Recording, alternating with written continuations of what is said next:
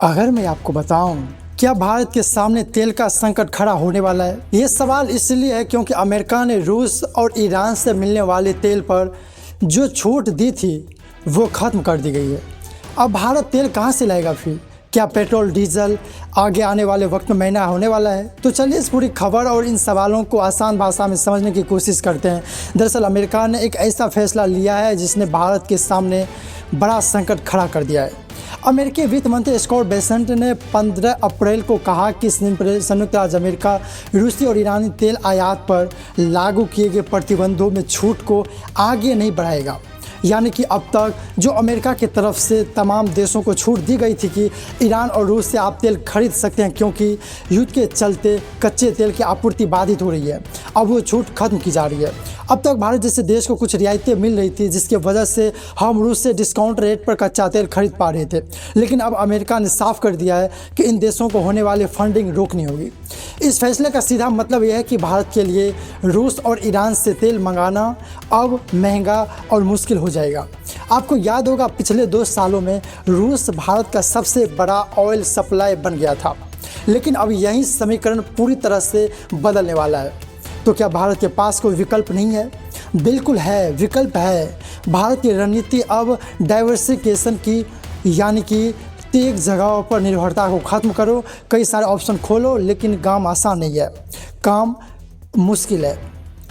Petroleum और प्राकृतिक gas मंत्रालय ने पहले कहा था कि संकट को भांपते हुए भारत ने पहले से 40 देशों से कच्चा तेल खरीदना शुरू कर दिया था, यानी कि निर्भरता खत्म करते हुए 40 देशों ऑप्शन भूले थे।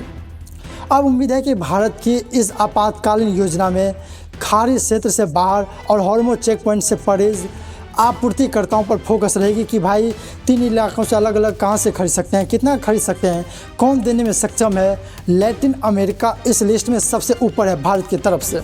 इसके बाद नंबर राज्य कोलंबिया और इक्वाडोर जैसे देशों में आता है जहां भारतीय रिफाइनों के लिए तेज़ी से महत्वपूर्ण आपूर्ति शुरू हो चुकी है, जबकि गुयाना दुनिया के सबसे तेज़ी से बढ़ते नए तेल विद्यातों में से एक के रूप में तेज़ी से घूम रहा है। भारत का फोकस इस पर भी है।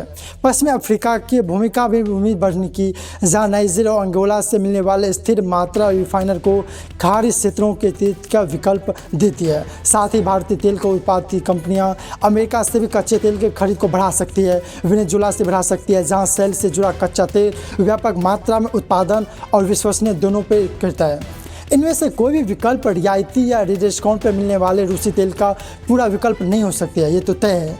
लेकिन ये सभी मिलकर भारत को रूसी और ईरानी तेल पर लगे प्रतिबंधों में छूट की समाप्ति से होने वाले नुकसान की भरपाई करने के लिए, उसको कम करने के लिए एक लचीलापन, एक फ्लेक्सिबल ऑप्शन पेश करते हैं। हालांकि इससे भारत पूरी आयात लागत पड़ सकती है क्योंकि महंगा होगा। पेट्रोलिज्म सवाल ये भी आया है, भाई आयात की अगर लागत बढ़ेगी, अगर हम उनको महंगा खरीदेंगे तो पेट्रोल डीजल महंगा सरकार भी खरीदी है।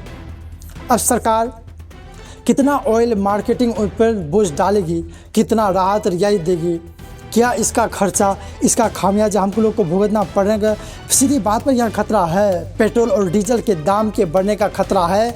अगर भारत को सस्ता रूसी तेल नहीं मिला तो उसे रूस से महंगा तेल खरीदना पड़ेगा, जिससे लागत बढ़ेगी और असर आम आदमी तक, हमें और आप तक यानी पहुँचेगा। यानी आने वाले समय में पेट्रोल और डीजल महंगे हो सकते हैं, महंगाई बढ़ सकती है, आपके जेब पर असर पड़ सकता है। हम तो चाहते हैं कि ऐसा ना हो, लेकिन जो भी स्थिति है उसको देखकर अंदाज़ा लगाया जा सकता है, क्योंकि भारत दुनिया का तीसरा सबसे बड़ा तेल उपभोक्ता है। हम अपनी ज़रूरत का 85% तेल बाहर से मंगाते हैं। अगर ये सप्लाई रुकती है, महंगी होती है, तो उसका साधा असर आपके और हमारी जेब पर पड़ेगा। आपकी राय क्या है? आप कमेंट में ज़रूर बताएं। फिलहाल इस वीडियो में इतना ही, मिलते हैं आपसे अगले वीडियो में।